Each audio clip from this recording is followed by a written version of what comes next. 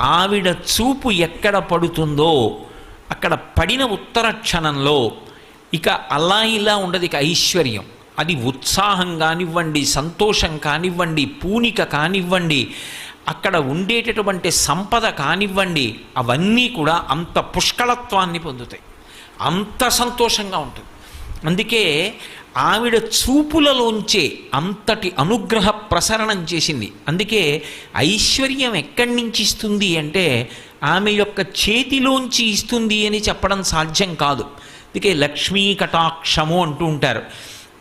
ఆవిడ చూపు పడితే చాలు, ఒక్కసారి అలా ప్రసన్నంగా చూసిందా, ఇక అక్కడ ఎంత ఐశ్వర్యం ఏర్పడుతుంది అనేటటువంటి దాని గురించి చెప్పడం ఎవరికీ సాధ్యం కాదు. అయితే మీరు ఒక్క విషయం జ్ఞాపకం పెట్టుకోవాలి, నేను ఐశ్వర్యము ఐశ్వర్యము ఐశ్వర్యము అన్న మాట వాడుతున్నప్పుడు కేవలము నేను సంపద గురించి మాట్లాడుతున్నాను అని మీరు